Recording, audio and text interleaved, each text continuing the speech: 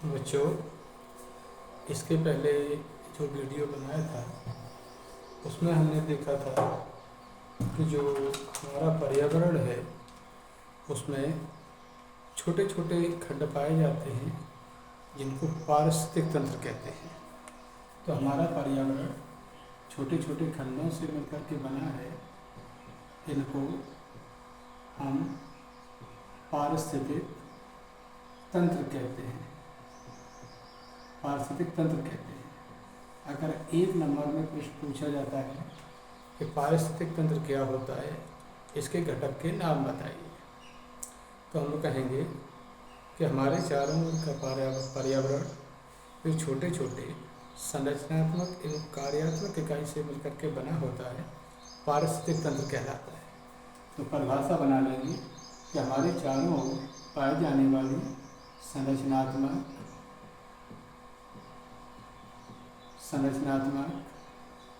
एवं कार्यात्मक इकाई,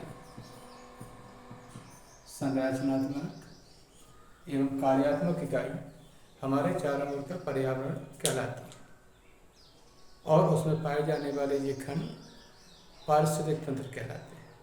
तो पारिस्थितिक तंत्र पर्यावरण की संरचनात्मक एवं कार्यात्मक इकाई होती है।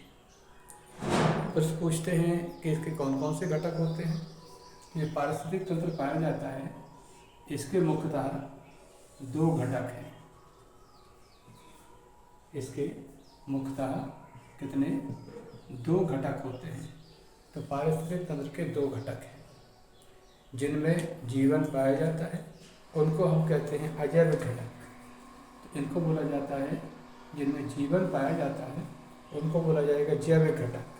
तो यहाँ पर एक पाए जाते हैं जिनमें जीवन होता है, वो कहलाते हैं जैविक घटक, बायोटिक फैक्टर।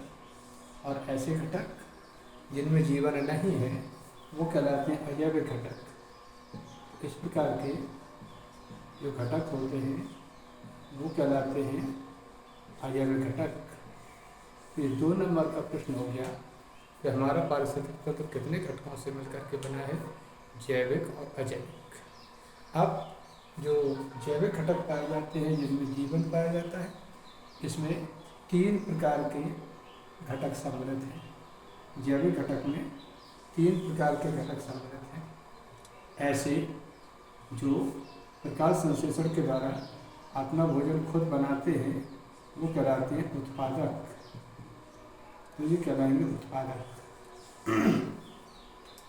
जो उत्पादक पर भोजन के लिए प्रत्यक्ष और अप्रत्यक्ष रूप से निर्भर रहते हैं वो कहलाते हैं उपभोक्ता।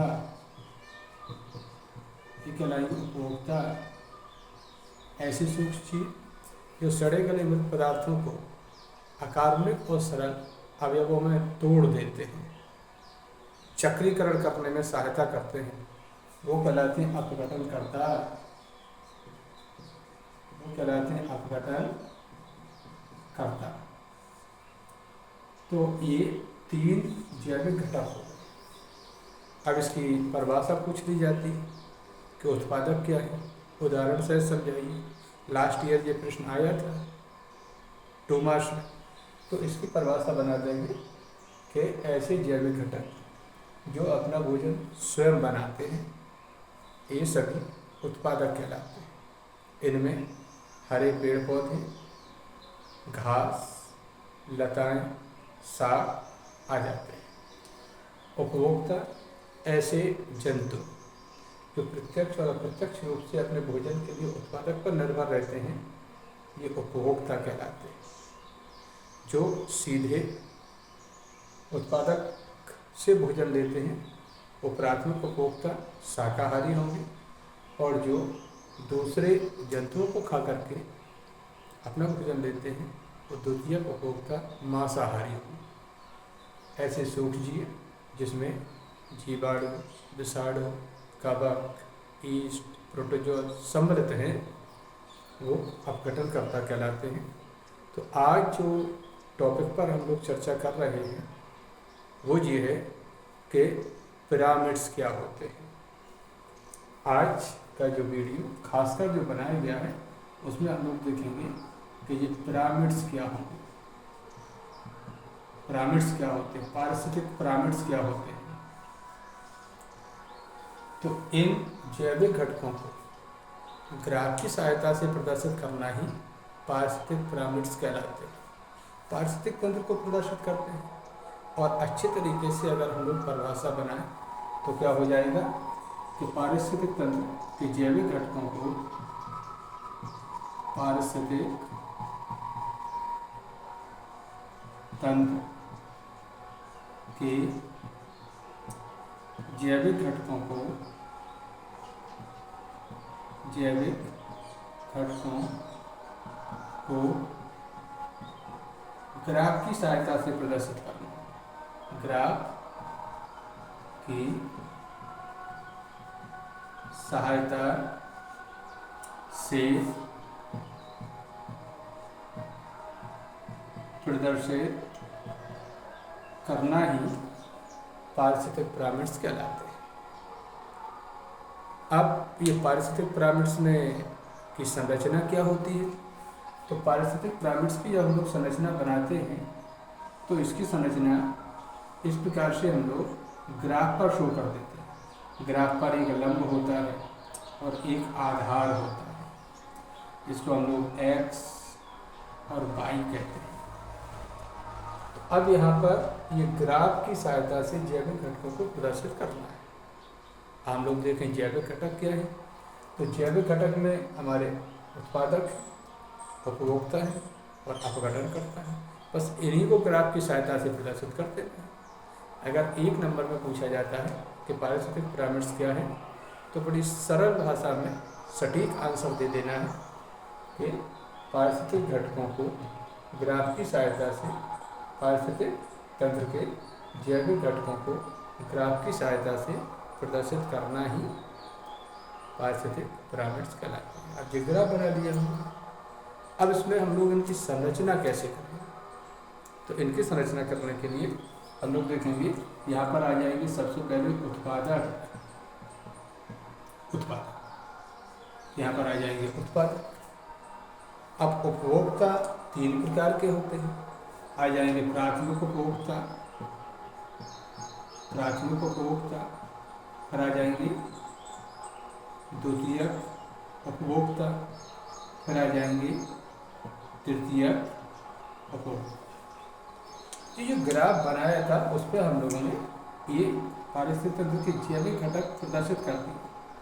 अब जो हम लोगों ने पारिस्थितिक तंत्र के जैविक घटक इसमें प्रदर्शित किए, तो जैविक घटकों में हम लोग अगर ध्यान से देखें तब ये इसका उत्पादक है, ये प्राथमिक उपभोक्ता है, ये द्वितीयक उपभोक्ता है और ये तृतीयक उपभोक्ता है।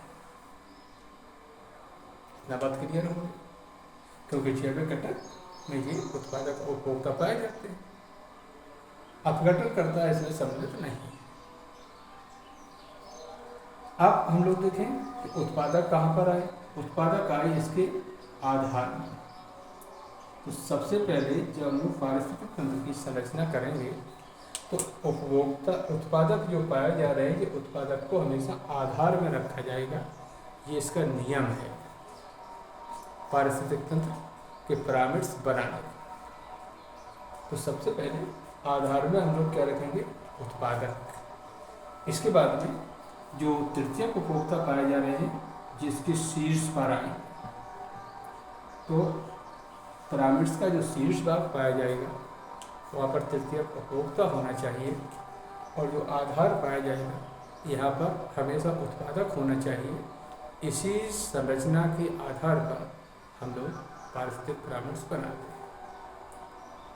अब अगर एक या दो नंबर का पूछ लिया जाए कि पारिस्थितिक पिरामिड्स की संरचना कैसे बनाते हैं, तो लिखेंगे कि पारिस्थितिक पिरामिड्स की संरचना एक ग्राफ पर बनाई जाती है। इस ग्राफ के आधार में हमेशा उत्पादक को लिखा जाता है, यानी कि पारिस्थितिक पिरामिड्स बनाना उत्पादक से ही आरंभ होते हैं। इसके बाद में क्रमशः प्राथमिक, द्वितीयक और तृतीयक उपभोक्ता इसमें आते हैं। तृतीयक उपभोक्ता आते हैं, वो इसके सबसे शीर्ष भाग पर बनाए जाते हैं। ये इसकी संरचना होती है। अब यहाँ पर जो इसके आधार पाया जा रहा है और शीर्ष पाया जा रहा है, ये कैसा होना चाहिए, इसके आधार पर पारिस्थितिक पिरामिड्स दो प्रकार के। कहीं जो शीर्ष पाया जाता है वो चौड़ा होता है, कहीं पर आधार पाया जाता है ये चौड़ा होता है, कहीं पर आधार पाया जाता है ये सकरा होता है, कहीं पर शीर्ष पाया जाता है ये चौड़ा हो जाता है। इसके आधार पर ऐसे पिरामिड्स जिनका जो आधार भाग पाया जा रहा है ये आधार भाग चौड़ा हो, या फिर जो शीर्ष भाग पाया जा रहा है ये शीर्ष भाग चौड़ा हो। तो देखिए ये पिरामिड्स उल्टे होगा। एक त्रिभुज को ले लें, उसको उल्टा रख दें, गिलास को ले लें, उसको उल्टा रख दें, तो क्या होगा कि उसका सकरा भाग होगा वो नीचे की ओर रह जाएगा और एक ऊपर शंकु का उल्टा। इसके बाद में जो एक होते हैं सीधे पिरामिड्स, इसमें क्या होता है कि जो आधार होता है वो हमेशा चौड़ा होता है, शीर्ष होता है वो सकरा होता है। इसके आधार पर जो पिरामिड्स होते हैं इनको कहा जाता है उल्टे पिरामिड्स। उल्टे पिरामिड्स। एक या पिरामिड्स होते हैं वो उल्टे होते हैं और एक होते हैं सीधे पिरामिड्स। सीधे पिरामिड्स तो आधार और शीर्ष के आकार के आधार पर जो पारिस्थितिक पिरामिड्स होते हैं उनको दो भागों में विभाजित किया जा सकता है, उल्टे पिरामिड्स और सीधे पिरामिड्स। अब इन लोग उदाहरण देखेंगे कौन कौन से आ जाएंगे। तो यहाँ पर अगर हम लोग उदाहरण देखें तो उल्टे पिरामिड्स होंगे, उसके दो उदाहरण होंगे। एक हो जाएगा जीव भार के पिरामिड्स, जो हो जाएंगी जय भार के पिरामिड, और एक दूसरे हो जाएंगे इसमें जय संख्या के पिरामिड। तो यहाँ पर जो पिरामिड्स हो गए तो दो प्रकार के हो गए। जय भार के आधार पर, कोई भी जीव होगा उसका कुछ ना कुछ तो भार होगा। छोटा सा पौधा है वो या 10 ग्राम का होगा, बरगद का पौधा है कई टन का होगा, तो उसका कुछ ना कुछ भार होगा। पदार्थ है तो उसका भार होगा। और जीव संख्या के आधार पर अगर हम लोग एक निश्चित जगह पर पारिस्थितिक तंत्र का अवलोकन कर रहे हैं, खेत में जा कर के हम लोग पारिस्थितिक तंत्र देख रहे हैं, तो वहाँ पर पौधों की कुछ ना कुछ संख्या हो, वहाँ पर पाए जाने वाले कीटों की कुछ ना कुछ संख्या हो। तो अगर आते हैं कि उल्टे पिरामिड्स के उदाहरण कौन कौन से होते हैं, तो जैव भार के पिरामिड्स, जैव संख्या के पिरामिड्स उल्टे पिरामिड्स में सम्मिलित हैं। इसमें आ जाते हैं ऊर्जा के पिरामिड्स, तो इसमें आ जाते हैं ऊर्जा के पिरामिड। यहाँ पर जो ऊर्जा के पिरामिड्स होते हैं वो हमेशा सीधे होते हैं। अब हम लोग किसी पारिस्थितिक तंत्र का देखें तो पारिस्थितिक तंत्र में हम लोग एक तालाब देखें, तो ये तालाब में जो उत्पादक पाए जाएंगे वो छोटे छोटे शैवाल होंगे, छोटे छोटे प्रोटिस्टन्स होंगे, जलीय छोटे छोटे जीव होंगे जिनका भार बहुत कम होगा। तो यहाँ पर हम लोग देखेंगे जो शैवाल पाए जाते हैं, एक शैवाल का भार मान लीजिए कितना 1 ग्राम है। इनको खाने के लिए जलीय उत्प्लावक पाए जाएंगे, उनका भार थोड़ा बड़ा होगा, हो सकता है 10 ग्राम हो। इनको खाने के लिए छोटी छोटी मछलियाँ हों, इनका भार 500 ग्राम हो। इनको खाने के लिए और बड़ी बड़ी मछलियाँ पाई जाएंगी जिनका भार 2 किलो हो।